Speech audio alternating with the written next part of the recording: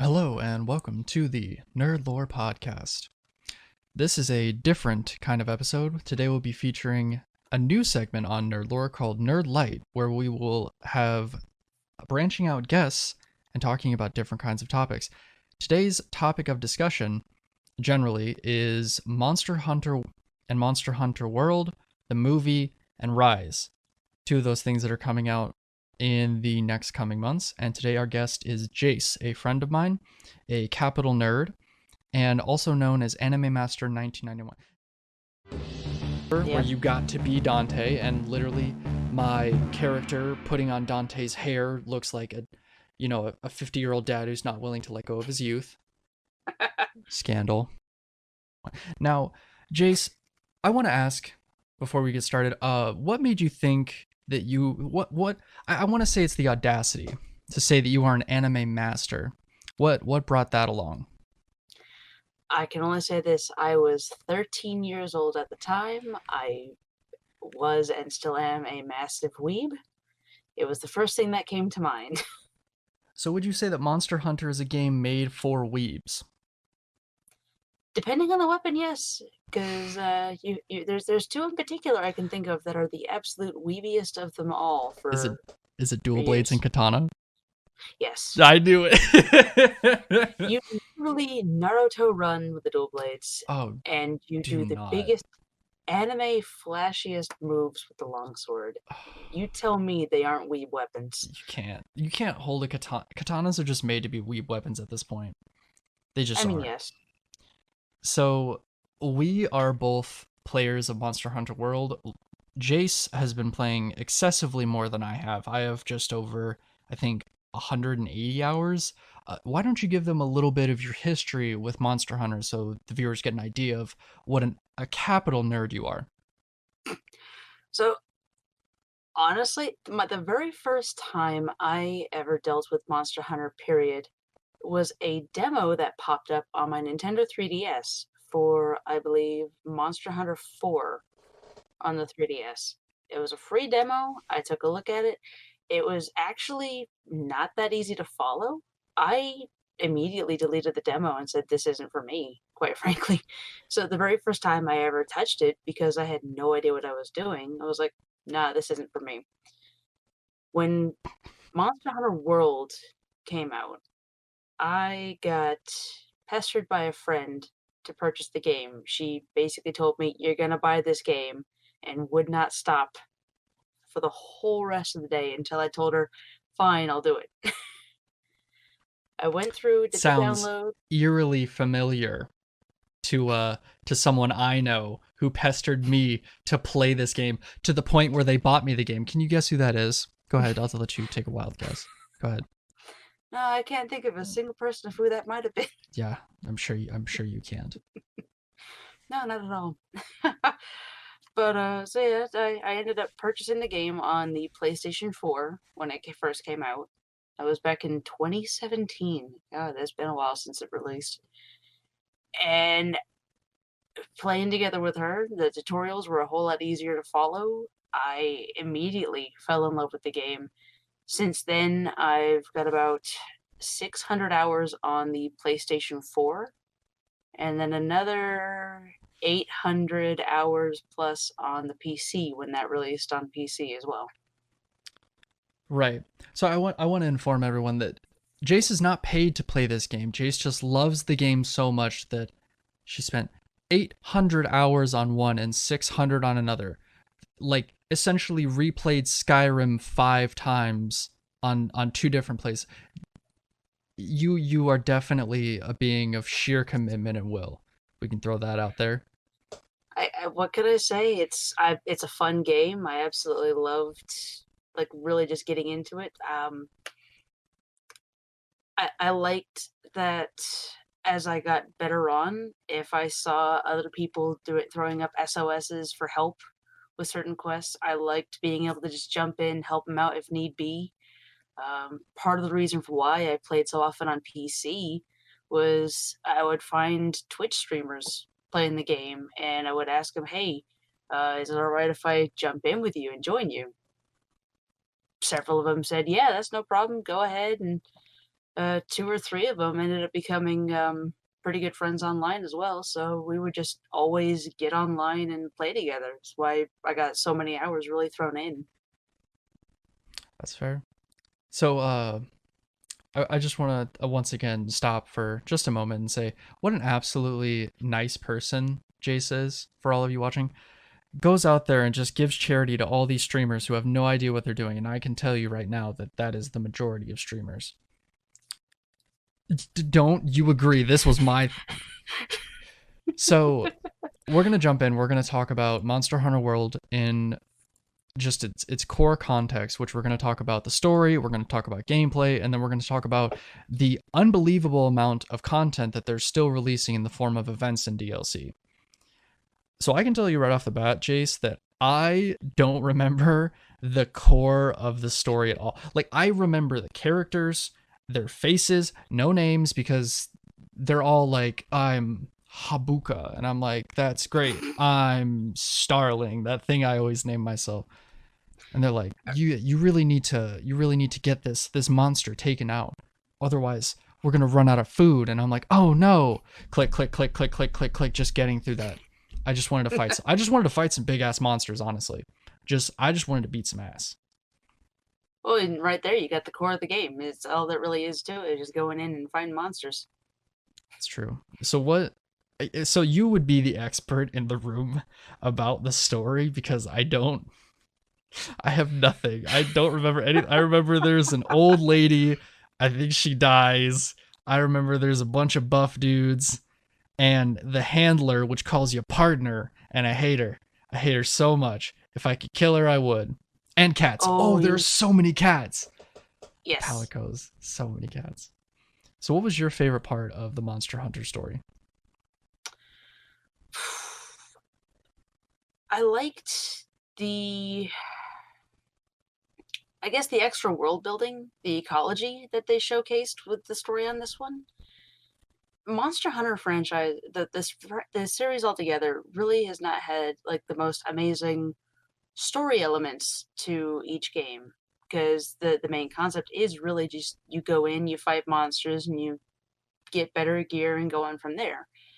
This one, I really enjoyed the basic plot that they were going on with.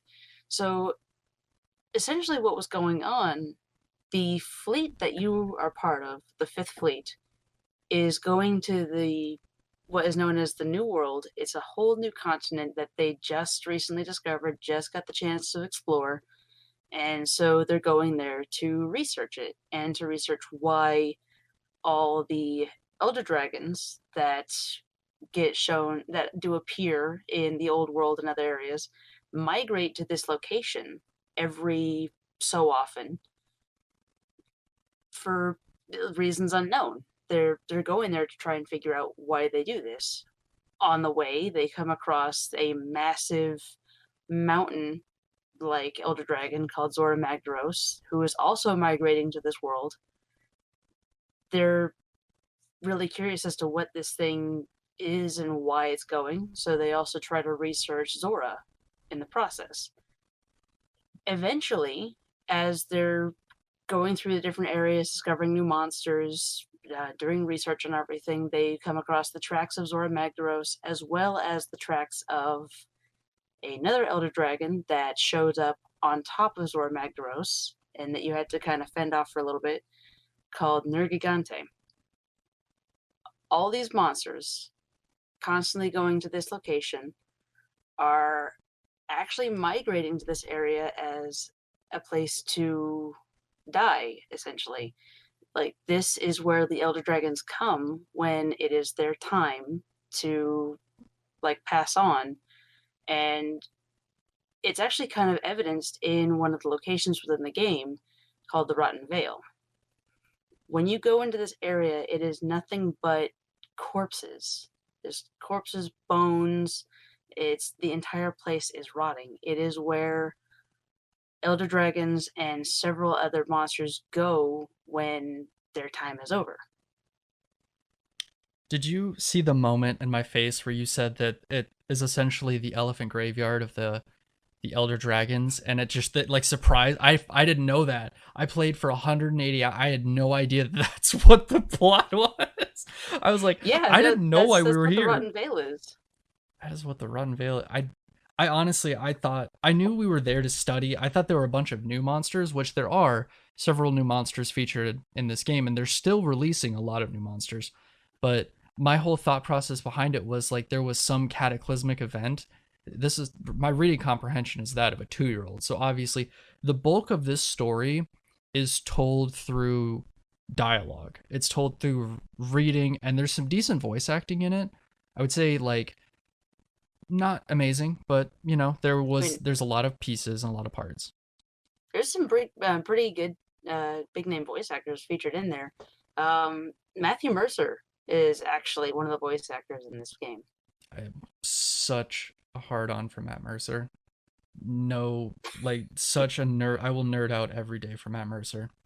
There are Yeah, quite a few I was too. very happy to see him in there. Yes.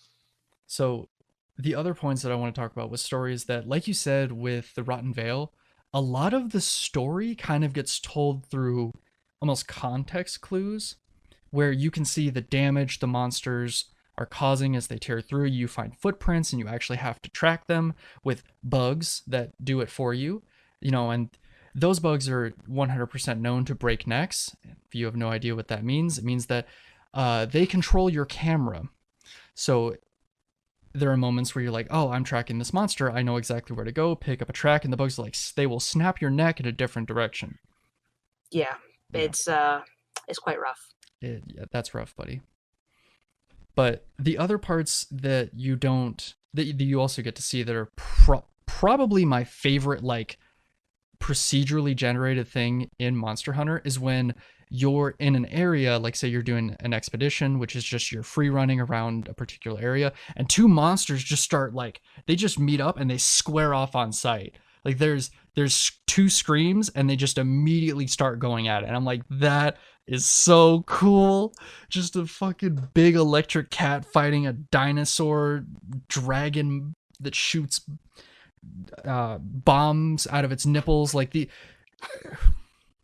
ironically, these are actual monsters. They're just horribly described. To an extent. Yeah. I will say, actually, something really cool about that is the Monster Hunter World is the first time that they've done such a thing. In all the older games, the AI is not as intelligent to be able to just do the turf wars and the combating each other with the monsters and interacting with each other. When you encountered multiple monsters on the map, their entire goal and focus was you.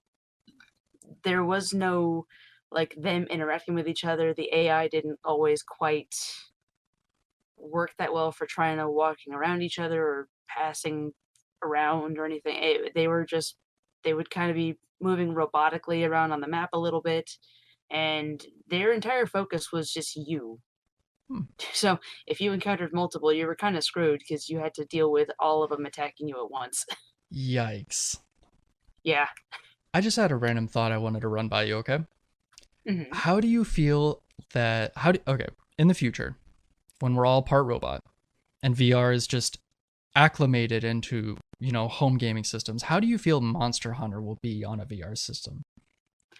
I think that would be really, really cool to do I know. I just wanted to nerd out about it. Just imagining because like flipping through the air like that. I'd be oh so gosh, happy. yeah, being able to that would be disorienting with the insect glaive. The Yes. flipping around and everything, that would be so disorienting. I don't know if I could handle doing that one with VR. But the rest, like picking up the bow and actually having to, pull back and release the arrows as you're going through, or like if you can actually like kind of like almost feel the weight of picking up a massive greatsword or a hammer and feeling that the weight of that swing as you're trying to either chop off a tail or bash the monster's head in a VR setting. I would love that. That would be so cool. Folks, I can't wait to tell Jace that, you know, great swords actually exist in real life and you can hold them. I'm aware that great swords exist in real life, but So you're like, the the wait, I ones just want to hold it. I'm like, you can. They're real things you can hold. Yes, but the average person would not be able to actually pick up and swing the greatswords from that game with the same ease as your hunter can. Well, yeah, I mean that's fair. I know what you're going for. I think your phrasing was the thing that just made me laugh. Well, because you can just take a random stick and swing it, and you're not really feeling much resistance or weight to it because it's just a stick. It's basically what it's going to be like if you're holding a controller. But if they can still somehow get that simulation of like, you want to try and move fast with your controller, but you can't because your weapon is technically very heavy in the game. If they could actually get it to where you can kind of feel that weight in a VR setting. Okay, okay, I can see where you're going with that. I can see that. So I'll throw out to everyone there that my favorite weapon of all time in Monster Hunter World is the Insect Glaive. I think it's the most fun to watch. I think it's I don't know if it'd be the most dynamic or the most reactive, but for me, It can be. I think like the combination of having to react of like you're in the air and you're like, oh, it's going that way. Well, I'm just air poof that way. I think that's probably my makes it my favorite. Just air poof. I like that. I'm an air poof. Basically you're like part airbender but also part insect nerd. I, I mean, true, so true. what is your favorite weapon of Monster Hunter? I That's a think as deep far as sigh. all time favorite, well, I've tried multiple different ones through the years that I've been playing. On PS4, I started with the bow because I was not used to the sharpening mechanic with the rest of the weapons, where you would lose sharpness over time, so you actually had to sharpen it in order to try and make sure that you could actually hit the monster. Mhm. I was not used to that. So I started off with bow, and I did really, really love the weapon. It was a really fun one to choose. I've used the insect glaive, I've used the hunting horn. There's several different ones that I've used and really enjoy using. But I think my absolute favorite one by far has to be the hammer, honestly. Why? Keep going. Why? Why the hammer? I love how simple the combos are, really. Like, all the other weapons out there have like these crazy combos for attacks, and yeah, sure, they can get some really big flashy moves and everything, but the hammer is just so simplistic in what you're doing. You really just you're trying to smack the head of the monster into the ground, trying to knock that sucker out so it just falls down, so you can still get the most like damage done to its face while it's on the ground, or trying to break a wing, trying to like damage a leg, something to try and hinder its movement. I love, especially when you're on a hill and you do a slide attack with the hammer, you start spinning over and over, end to end, and you're just doing continuous damage as you're spinning forward. I love it. It's just so much fun to play. Spoken like a true barbarian. Absolutely. Okay. I can get behind that. It's just great. I have never used the hammer. Actually, no, it's not true. I used the hammer one time, and all I did was just beat the hell out of its foot for 20 minutes, and I'm like, this is the worst thing I've ever experienced. Like, I don't know what I'm doing, but that's in the past, and we're moving on to the future. The future being Monster Hunter Rise, which is a new game coming out for the Nintendo Switch that I will be purchasing, and I believe Jace, you will also be purchasing it. It's already pre-ordered and ready to go. Of course it is. Of course it is. So don't remember the trailer that well. I remember there being a dog, and I was like, "Oh, doggy," and then I just zoned out. I'm like, "Yeah, monsters. You get their skin and turn it into lance, turn it into armor." Is there any new Right. features that we're going to be looking forward to in this game? So, similar to the clutch claw that you used in World, you're going to have something known as the wire bug. There's going to be a couple random small little bugs like that dotted around the area, so you can temporarily collect just an extra one, but you'll have two wire bugs that you can use at any given time, plus a third randomly if you find one out in the wild. And what these will allow you to do is basically you can launch the wire bug up into the air, and it'll launch you up into an aerial stance, and then you can use the wire bug again if you so desire to grab hold of the monster's face or its wing, leg, or however you could just grab hold of the monster. It'll pull yourself forward to the monster so you can go ahead and do an attack. There was combos that they showcased where, like for Sword and Shield, you had the sword attached to the wire bug itself, and you were swinging it around like a giant lasso with the sword attached, Okay, now like I was like, slicing and dicing. grappling hooks, we've seen all that before, but then you're like, oh, you turn your sword into, like basically a whip. Okay, Basically, yeah. okay. Now we're talking. Now we're talking. There What a was there was another moment where the hunter launched himself into the air with a wire bug.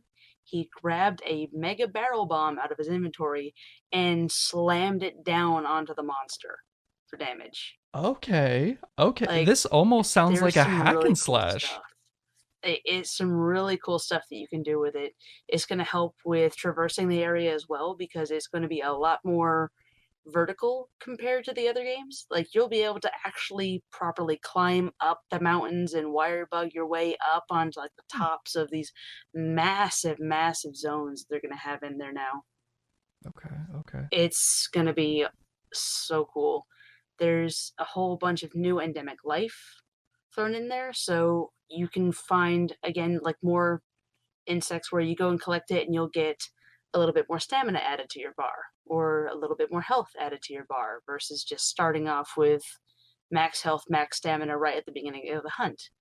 There was a small snail that they featured recently called the Escargot. Oh my god. Cancel the whole dev team. Cancel them, get on Twitter, end their careers. They don't deserve anything. They deserve nothing it's but animosity. it's adorable. Say it again. You What pick was it it? up, Escargot, I hate it. because when you pick it up, you can take it with you, place it down next to you, and it releases a healing cloud, just like They need to the healing Escar palette of go gear. away. It's adorable. I I'm done. So we don't actually know anything besides probably a couple of short trailers of Monster Hunter Rise. Besides, Yeah, we did get a we do have an initial release date of March 26, 2021, which I don't know if that's still the same I date. I I don't think want to it say is either. something changed recently on that one due to the issues that Capcom has been having lately. Right. Well, we won't get into that, but we will say that they recently ran into a large amount of turmoil with certain individuals, and now there's quite a bit of there are quite a few leaks on this game. But what I wanted to move on and then bounce back because you get an idea of like what Monster Hunter is all about. Monster Hunter at like its core is all about the base game is literally like you have weapon, you hit monster till monster fall down, and you take their bones and their skin and their meat. Well, not their meat, probably not their meat. I take the meat. Well, actually, yeah, they're me as well because if you go to the canteen in the game, you can actually roast Rathalos tails and all sorts of other things to cook for like well done steaks out in the field. That I forgot about that, but yeah, you take the meat and you essentially craft those into new weapons and new sets of armor. Let's see, and I wanted to run back to so we've talked about story, we talked about gameplay. So the last thing I want to talk about just for Monster Hunter World is the DLC, which I think is I know the main one was Iceborne. I don't remember if there That was is so. The Monster Hunter series has always had this thing where they would release a base game, so mhm, Monster Hunter World, and then they would release a single expansion. In the old games, this was called a G rank expansion because you would get an entirely new rank of quests and difficulty to have to try and fight your way through. mhm. They changed it from G rank to Master rank for World because they weren't entirely sure how the rest of the world would feel or go about going into this. Because this is also the first time that Capcom has released worldwide a Monster Hunter title. They would always release it in Japan first, and then eventually, if it did well, release it to the rest of the world. So they've changed up a few things to try and make it a little bit more worldwide friendly. So Master Rank. That is essentially what Iceborne is. It is the G rank expansion for World. So Iceborne in and of itself is the only expansion that they are releasing for World, sadly. This is the last expansion that they're ever going to do for World. The most recent monster that they added in a few months ago is actually the last monster that they're going to be releasing into the game too. Oh, really? We're that far? Well, I guess because they're probably gonna focus their entire dev team on Rise now. Yeah. On Rise, and then potentially the next one after this, because Rise is the next one in the portable series. There is the main games, so Monster Hunter 1, 2, 3, 4, and then Monster Hunter World, which is technically Monster Hunter 5. And then you have portable first, portable second, portable third, Monster Hunter Generations, which came out on the 3DS and then again on the Switch for Generations Ultimate, and then Monster Hunter Rise, which is on the Switch. Those are the portable games that are actually run by a different development team. Oh, I did not know that. Yes. So this is the next one we're getting for the portable side. So once they're done with this one, which apparently they've been working on this for the last 4 years, which impressed me, they'll start development for Monster Hunter 6, essentially. Now, whether they'll call this Monster Hunter 6 or Monster Hunter World 2, who knows? We'll have to wait and see on that one. But I loved what they did with the DLC for this one, because they still introduced new monsters. Yes. Some of those new monsters were ridiculous. I still haven't finished it either. 180 hours later. No, there's so much. There are still several really, really cool, not only brand new ones that you haven't seen, but old returning monsters that you haven't seen yet either. And let me tell you, some of those fights are brutal. Yeah, I'm not looking forward to that. Every time you say that, literally, I will play Monster Hunter with Jace, and it's just there are clips on stream of when I was, the young stream boy, and I can give you a little taste here. Let me back up so it doesn't peak. Jace! Ah! Pretty much, literally the whole experience, but memories. It wasn't that long ago. Memories. Crashstarling. I haven't heard that name in years. So, we talked about DLC, we talked about the monsters we released, but there's one more thing when it comes to World that we just have to go over, right? So we have the seasonal events, which, you get the standard. There are new event quests. There are interesting new, maybe switch ups of monsters. Maybe they put in a joke monster, and then, new armor, new weapons. But there have been so many event quests that are unbelievable crossovers. And I'm gonna list a couple. I think the three that were the most memorable. You would be able to tell me if there were more, but there was the Final Fantasy. Was it 14? There was the Final Fantasy. Yes, because it was with the MMO. Right, it came out with the MMO. That was so fun. They had the Devil May Cry crossover where you got to be Dante, and literally my character putting on Dante's hair looks like a 50-year-old dad who's not willing to let go of his youth. Skandle. And the third one was the Witcher series. You got to literally play as Geralt in Monster Hunter. That was crazy. It was so weird and different. Just having him exist in an entirely different universe, beating the hell out of monsters. Awesome. I love what they did with that one.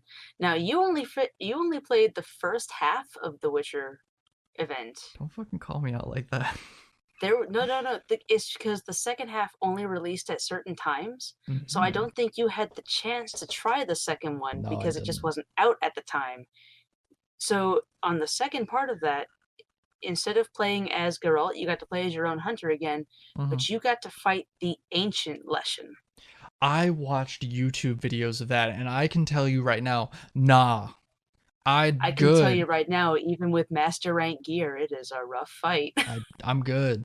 I'm It is good. still a rough fight, even with master rank gear. I'm a-okay with never dealing with that. I'll live vicariously. I don't care what rewards I'm gonna get. That was horrible looking. That was Oh god. frustrating looking. But they did do quite a bit more on the special event quest for that, though. There was an event where you could get Mega Man armor for your Palico. Yes, I saw that. That was There, cute.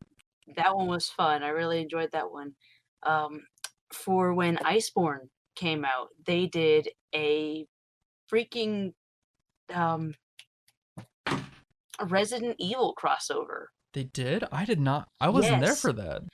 no, it was you're fighting a Black Veil Valhazak, Uh-huh. and you know how with regular Valhazak, if you got too close to the effluvium, the powder it would release, your Yeah. health got cut in half. Yeah, the dirty fart powder. Yeah, I know. So with this one, for that event only, if you if you succumb to the effluvium, you were turned into a zombie. What? You No. actually You're making walked this up. around. No, no, you walked around shambling like a zombie. The effluvium would heal you. You couldn't use your own healing items. You couldn't run. You could only like walk, and you couldn't just immediately sheath your weapon.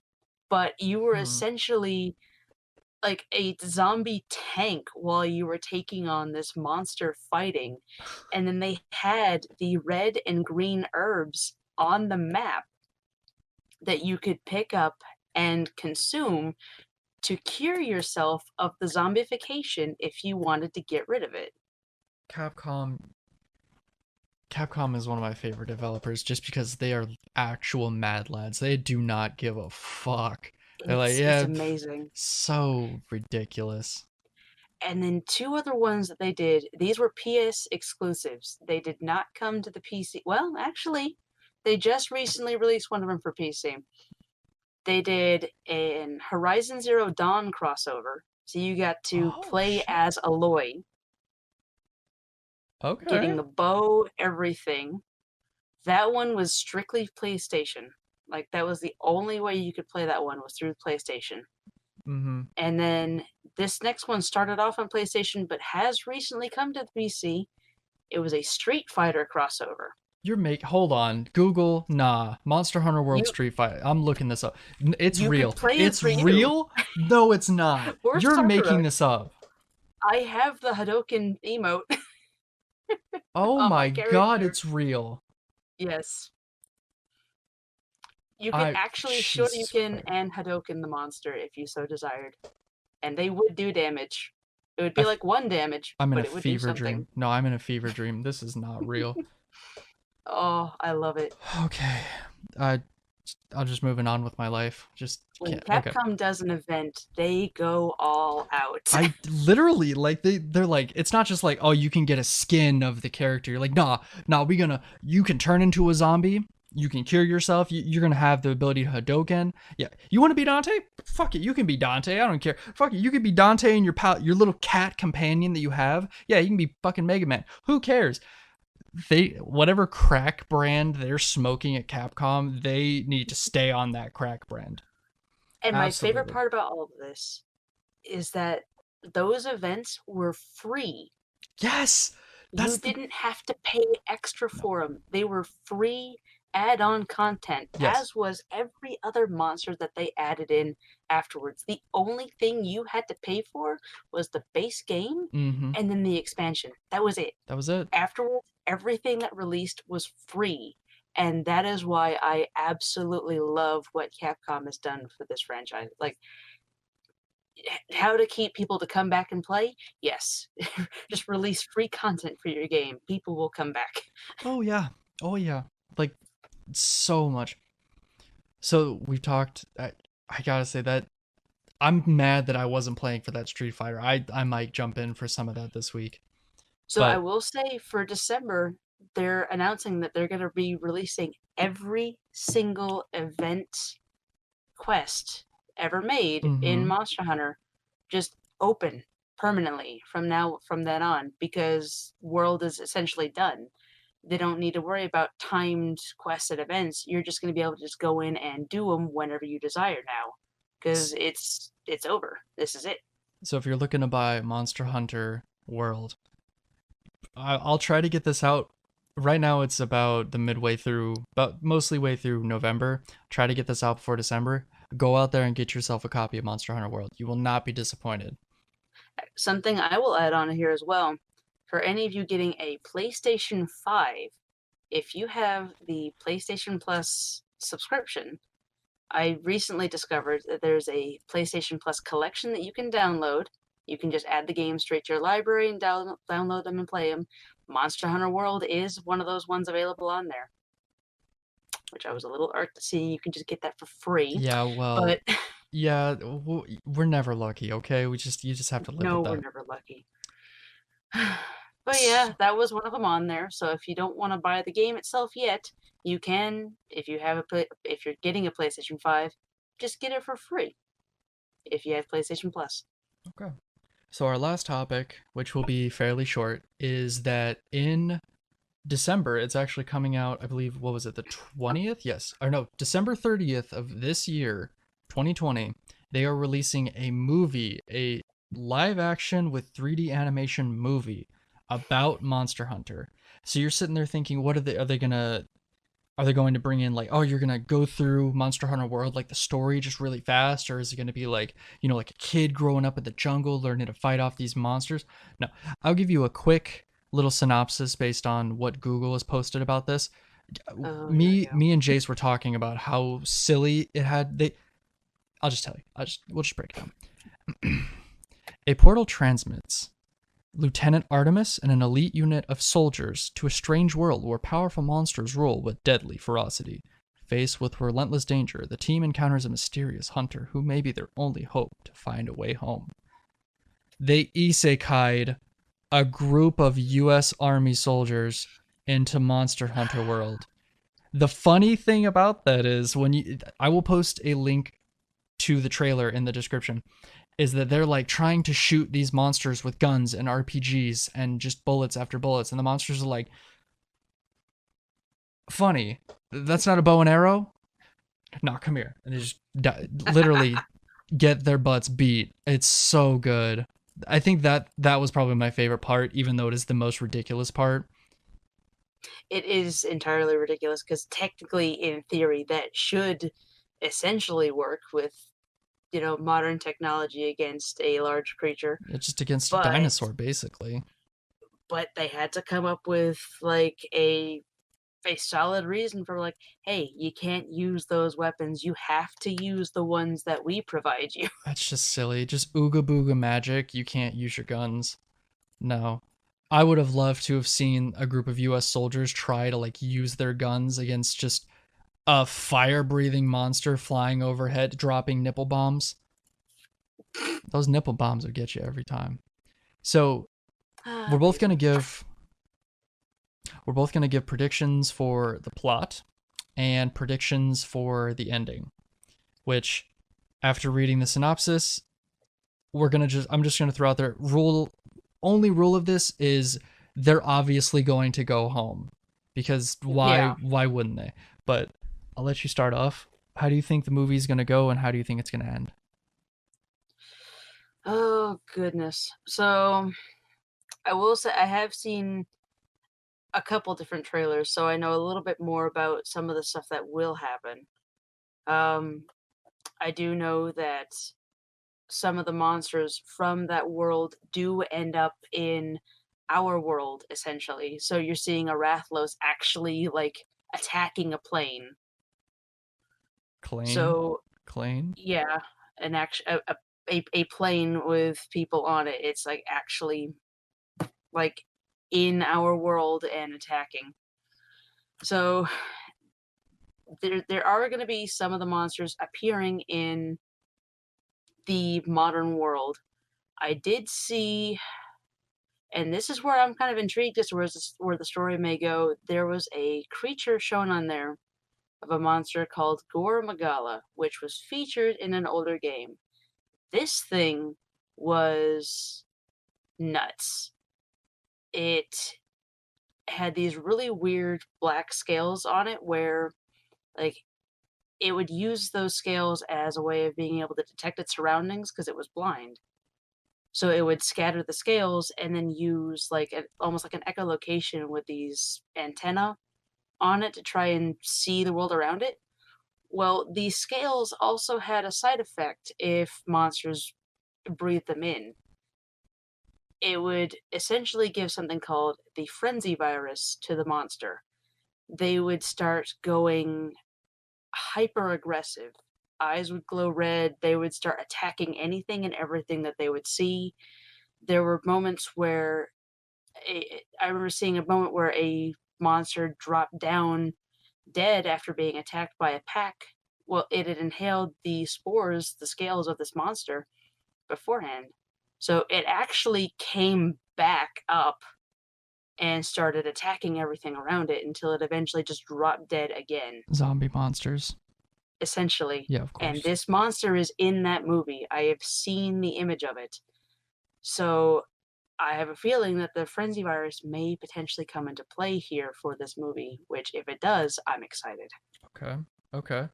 So, alternatively, since I've only watched the main trailer, I honestly predicted almost like an Avatar, the Blue People movie, where these people have to like literally Avatar, where they had to acclimate towards, instead of just the one guy acclimating towards the Blue People way, it's literally this group of people having to acclimate to the Monster Hunter way, which I know they're going to get transported there by Darude Sandstorm. They're going to acclimate. They're going to transport back, but they're like, "Oh no, the portal's still open and monsters flood in." But now I'm going to steal a bit of yours and say that they're frenzied in the real world, and they're like, the US government's got to step in and be like, "Look, you were in their world. What have you learned?" And you're like, "All right, you see these two knives? These are more effective than every gun you have." And they're like, "Ah, he's got dementia. Kill him." And they're like, "No, wait." And they just throw it at one of the monsters and it falls over. And they're like, "Oh," that's it. And then it's going to be just a big old clash. And they're going to shove all the monsters back in except a really small, cute one, not realizing it's going to grow up to be big and evil. That's going to reopen the portal. Monster Hunter 2, baby. Predicted. I mean, it wouldn't surprise me. There are 5 main games and a bunch of sequels, so why wouldn't they leave it open for a second if it does good? True. I think the main reason they brought in soldiers was because they were like, oh, they probably predicted that like normal people who don't play video games and don't really like nerdy things like Monster Hunter and they don't really understand it or haven't played it, they probably were like, let's just bring in a familiar element and just try to write it into the mix. But they isekai'd them. So, a couple things I will make note of here. They did bring in the main actress from the Resident Evil movies, Oh. which Resident Evil is also owned by Capcom. So they're bringing in an element from a previously already established series that people will recognize as well for a main actor or actress. And I'm almost going to treat it kind of like with the Godzilla movies. Mm-hmm. More focus on the story, more focus on large monsters and a lot of action. Like I can easily see people going in and wanting to watch it simply because there's a large fire-breathing dragon attacking the city. Okay, I can see that. My I, only, my last point is that I just pray that there is no love story, just no oh, love please story. no. Please, just there's no reason to add this element. I'm almost scared that they're not going to be able to fill time with interesting things about Monster Hunter that like normal people would like really enjoy. So they're like, let's just fill time by throwing in goopy, gross love scenes that make no sense between like the soldier and the huntsman. No, don't do that. I really hope not because I No. did notice quite a few recognizable characters. I saw the Admiral, the if you probably remember him, the guy with like the really crazy wild blonde hair. Yep. The handler was in there. The field Pard. team leader, yeah, Pard. The Pard. field team leader, who Matthew Mercer plays, is the main hunter that the actress deals with the entire time. The one Mm-hmm. who's basically telling her, you know, you can't use your guns. You have to use either this bow, this giant greatsword, the weapons from there. Yeah. I got to see several monsters that I recognized from older franchises featured in there. So I would like to see a little bit more on that one. I did notice the Meowskiller chef got featured in a new trailer. Okay. Okay. I'm okay with this. I'm excited to see this cat come into, like realization for, get to see it like actually interact with everyone, especially since it was wielding a weapon for a brief moment in a scene. Okay. So it does get the chance to fight. Maybe. Maybe we'll just. Well, I believe that's all the time we have. Jace, where can people find you? Do you want people to find you, or are you going to be a recluse for the next 50 years? Let us know. If anyone wants to get a hold of me, I don't really social media too much. YouTube and Twitch are my two main platforms on that one. Um, my YouTube channel is Anime Master 1991, and then the same with my Twitch handle, Anime Master 1991. I try to make it as easy as possible for any of my friends and anyone who wishes to talk to try and find and get a hold of me. If anyone's interested in jumping into Monster Hunter World and requires any assistance, or if anyone has any questions about the game, I am more than willing to help them out. Just know that the only platform I do not have the game on is Xbox. So if you're looking to join in on a hunt there, that's not me. All right. So this has been the Nerdlore podcast. Please check us out on Podbean, YouTube, soon coming to Apple, Google, iHeart, hopefully. But Nice. have a good night.